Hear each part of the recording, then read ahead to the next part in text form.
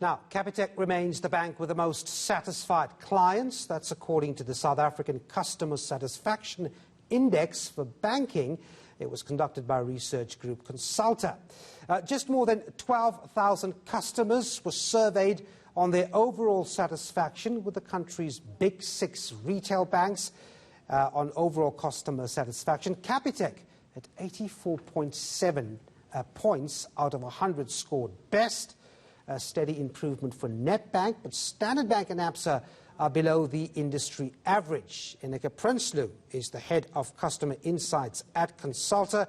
She joins me now. Ineke, thanks very much indeed for talking to us. So Capitec is on top, lowest complaint rate among customers and actually growing market share. I'm wondering why clients have given them the thumbs up. A very good evening, and thank you for having me on the show. Interesting choice of words, that the banking experience should calm down consumers. I think Capitec did extremely well on the index, the South African Customer Satisfaction Index we conduct annually, but it's not just in the banking industry. We actually do it across 23 industry, and we measure about 97 brands. So it's interesting, the insert that just before I came on air around ShopRite. So let's see what happens in the index for the retailers. And interesting, the line is starting to blur in category. So consumers look at ShopRite, they look at the banks, and they start comparing. And that starts the expectation of what our banking experience would be that I would have in retail. And Capitec, from all the banks this year, we were all hit with COVID, and I think we're a little bit COVID saturated, if I'm not disrespectful in saying that, but it was turbulent. And to calm down consumers, Capitec had the building blocks in place. And so did Nedbank. Nedbank has been building their customer experience over time, and it stood them in good stead when the disruptor that no one saw coming actually appeared on the scene. So Capitec really managed to handle their complaints very well, and the transitioning and utilizing that building blocks that they had pre-COVID, and actually managed to bring that into the customer experience. And Nedbank got rid of a lot of legacy products, and they really had the ability to transition their service channels, and that therefore they got a good score from clients. It comes off the back, this index, at a time when consumers are increasingly scrutinizing the value they get for their bank charges in a very tough economy. What's unfolding on the front of bank charges? One of the studies we did last year actually was a COVID tracker. And interestingly, there we asked consumers, how are they experiencing the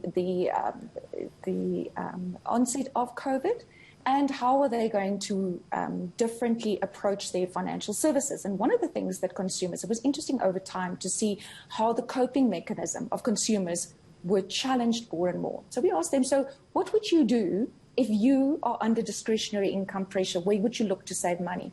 In the first place is in banking fees. So consumers are under pressure.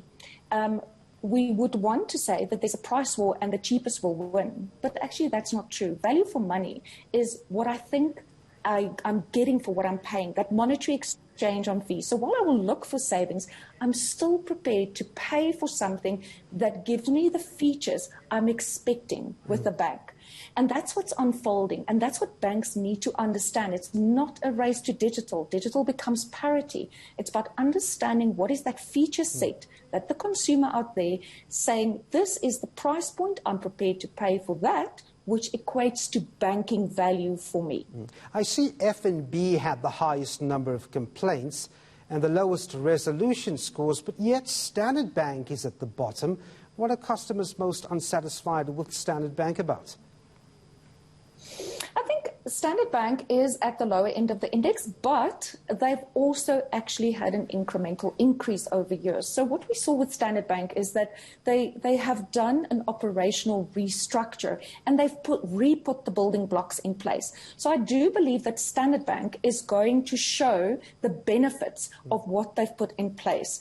And that's not really realized because we've seen with the advent of COVID. But Standard Bank with Nedbank was the two banks that actually managed to transition the best in their view of their customers from the branch network into the call center and the omni-channel channel. So in general, I think there's some work for Standard Bank to do, but it's those building blocks that they set out to do 3 years ago that's not yet come through. And I do believe if we see over time, over the last 5 years, how Standard Bank has started to catch up with the industry, that they are putting the right things in place. They just now have to execute on them. And F&B has done, F&B has done extremely well, but they've got a lot of complaints, and therefore their score actually declined this year. I was saying, just before I let you go, Ineke, rewards have to be simple. That's the sense I'm getting reading through some of those results. Am I right?